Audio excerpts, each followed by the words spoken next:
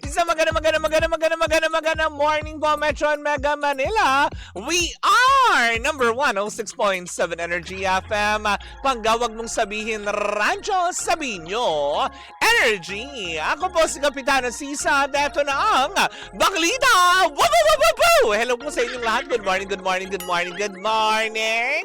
Sa mga kabubukas pa lamang na kanilang mga radyo, isang magandang araw po sa inyong lahat.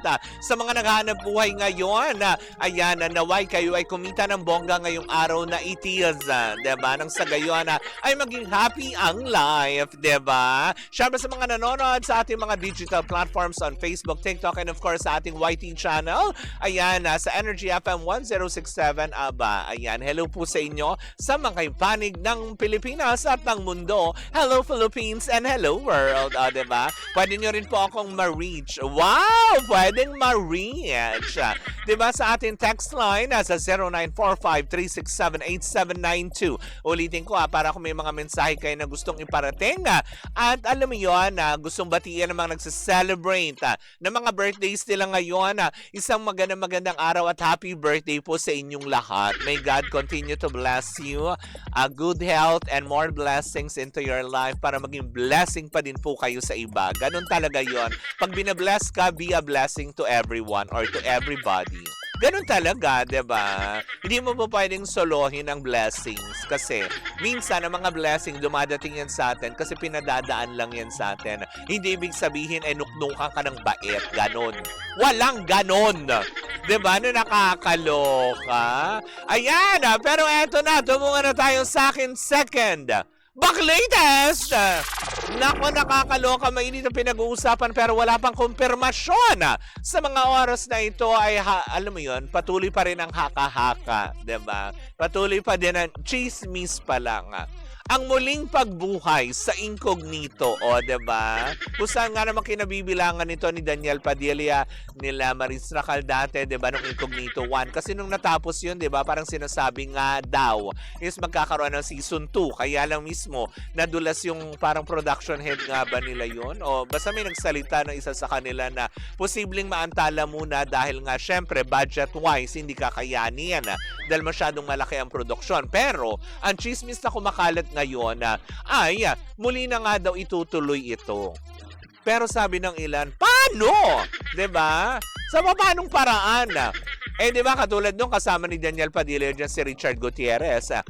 Diba, nakaabang din yung kanilang Blood versus Duty ni Gerald Anderson. So, paano hahatiin ang katawan ni Richard? Diba? Alam nga naman mag-travel siya kung saan. Diba? Ang Incognito naman kasi location yan, hindi ba? Tsaka sabi nga ng ilan, talaga ba itutuloy? Parang gano'n ang mga reaksyon ng ilang netizen na, talaga ba? Gano'n katotoo yan? Hindi ba ang daming nakaabang na teleserye na halos ngayon palalabas? Tapos diba? Puro action tayo. Kung sakali mang matuloy yan, Incognito, itutuloy, diba? Tapos, diba, itong ang Blood versus Duty, diba? Action din. Tapos yung kay Coco Martin na si Gabo, diba? Puro action. Diba? Nakakaloka. Paano na yung mga teleseryeng mga nakaabang pa, diba? Na ilulunsad pa lamang. Paano na yung teleserye ng Catherine Bernardo, James Reid at Maha Salvador? Diba? Paano na ang teleserye ni Maha Salvador at Joshua Garcia? Si Joshua, diba? Hello, Russell Vargas. Good morning sa inyo. Yan. Siyempre sa mga nanonood din all the way from Singapore, si Jerwin De Leon. Hi!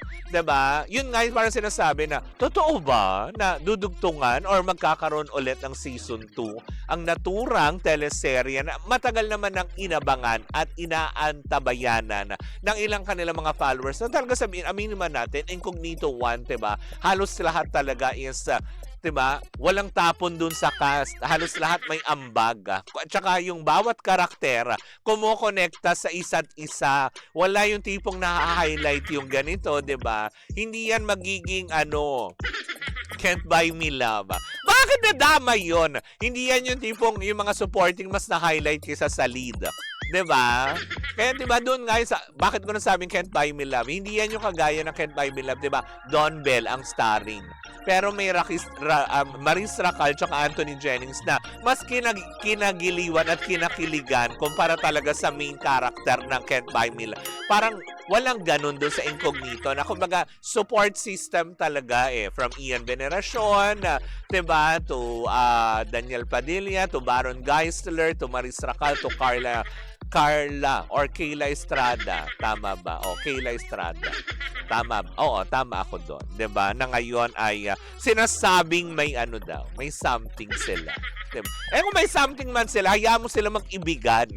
'Di ba? Hayaan mo sila magmahalan, gusto nila 'yun. Huwag tayong sana nandoon pa din si Doc Baron. Pero 'di ba? Kasi ngayon naglilipa na ngayon all over social media na although atin naman kino-confirm ito kung may katotohanan nga. Parang wala naman tayong nakuhang konkretong sagot na oo itutuloy.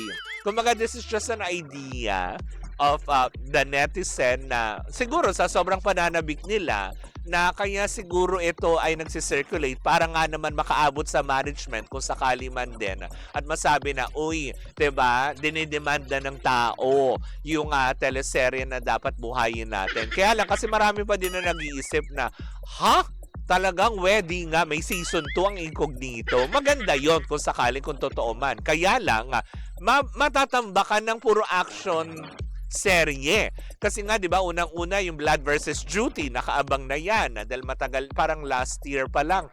Di ba, sinimulan na yan and everything. Tapos yung Sigabo, di ba? Kung sakali madudugtong tong Incognito ay, so bump off na naman, elbow ang mga ibang mga teleseryeng nakaambang. Nakaambang! Bakit nakaambang? 'Di ba? Ruth Claire Reyes, good morning, 'di ba? Yun nga, pero kung totoo man, good news, 'di ba? Masaya din naman. Kaya lang iisipin mo rin kahit na ikaw yung manonood, saan time slot ilalagay? 'Di ba? Paano ba pagsisiksikin samantala kahapon kasi simula lang ng The Alibay, 'di ba? Although matatapos pa lang is Roja, 'di ba? Napipintong pagtatapos or tapos na yata, hindi ko sure, 'di ba? So, pwedeng may sumingit na kaagad. Yung Blood versus Duty paparating, 'di ba? Yung kay Ivana Alawin tsaka kay Joshua, 'di ba, paparating din.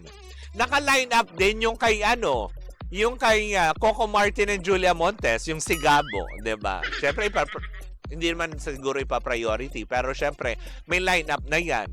'Di ba? Tapos may Catherine Bernardo and James Reid. So yun, elbow lahat, 'di ba? So, kailan pa mapapanood? Maganda yung idea, yes, 'di ba? Kumbaga open naman tayo sa idea na yun na, maganda nga yun, na talagang bigyan ng season 2 and they deserve it, 'di ba? Everyone deserves it, 'di ba? Kaya lang, 'di ba? Saan nga ilalagay? 'Di ba? Not unless isa ito, kagaya ng naibalita natin kahapon, na isa ito sa mga napag-usapan ng TV5 at ng, 'di ba, ABS-CBN na maging content provider sila ulit, 'di ba? Kasi nangyari na 'yan before, 'di ba? Yung nag-aapoy na damdamin, tama ba ako? Kila Jane Oinesa, Tony Labrusca, tapos sino nga ito? JC De Vera, tsaka yung asawa ni Sanjo Marudo na nakakaloka. 'Di ba? Na nagkaroon talaga ng exclusivity na sa TV5 lang ipapalabas, 'di ba? Pero syempre, mas maganda pa rin kung collaboration nga lahat, 'di ba? At Ma'am Julia Tungkab, hi! Yan, sabi niya driving daw sila. Hello po, mag-iingat po kayo, 'di ba? Ate Julia, thank you so much. Yan, sa pag-antabay. Hello po sa mga taga-Siso International. Diyan sa mga kumakain ngayon sa canteen nila, yung maagang kumakain. O nagpe-prepare pa lang. Hello po sa inyong lahat. Sabi niya, magkaka-show pala si Ivana at Joshua. Yes! 'Di ba? Tapos na yata ang Roja. Okay. Malamang naka-entrada na dyan ang Blood versus Duty dahil ang tagal lang talagang halos pinag-uusapan yan. Kaya lang, 'di ba? Hindi naman sa sinasabi natin na ayaw natin yan. Stel Flores, 'di ba? Good morning sa iyo. Sabi naman ni Mari Palmera, baka for 2027 pang Incognito Season 2. Mahabang-habang preparation pa yan. O, 'di ba? Kasi nga 'di ba may ano, si Gabo. So parang syempre ikaw din mapapaisip, ha? So paano? Paano nila pagkakasyahin yan sa ilang oras sa prime time sa gabi nila, 'di ba? Not unless eto nga yung pag-uusap or baka posible naman, 'di ba? Na ito yung laman ng pagmi-meet muli or pag-uusap ng TV5 at ng ABS-CBN. Then why not? Sige, i-push natin lahat 'yan para sa ikasasaya ng sambayan ng Pilipino, o 'di ba? Nakakaloka yan. Well, alamin pa rin naman natin yan 'di ba? Oy, na nakakaloka. Hello po kay Richard Alarcon. Richard Alarcon, tama ba? Oo, nakakaloka. Good morning sa iyo, Richard Alarcon. Good morning. 'Di ba? Pero yun na nga. Antabayanan pa rin natin sa kaliman din. Hindi naman tayo para magdesisyon na wag na kasi ang dami, 'di ba? Syempre gusto rin naman natin makita muli, 'di ba, ang ating mga iniidolo sa iba't ibang mga teleserye at sa iba't ibang network, 'di ba? Na pwede natin silang masubaybayan.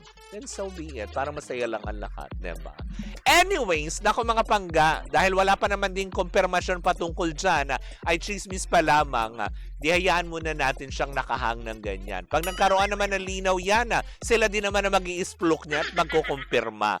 Pero as of now, wala pang official statement coming from ABS-CBN or TV5 kung ano man, di ba? Wala sila mga official statement patungkol dito. It was just an idea by the netizens, syempre sa pagka-miss nila sa programang Incognito 1 na naging successful naman din. Probably, ito ay isang ingay lamang para kahit papaano malaman din ng management na inaantabayanan pa din sila. And that's a good sign, di ba? Good news yan.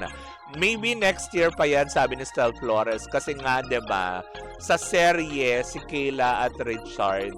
Kaso in real life, si Kayla and DJ. Hoy! Makapang-intriga ka naman. Di ba? Na nakakaloka. Ganun pa rin ba kaya si DJ pagka may proyekto. Yung hindi mo na pwedeng makapareha yung jowa niya. Kasi diba ganun siya dati kay Katrina.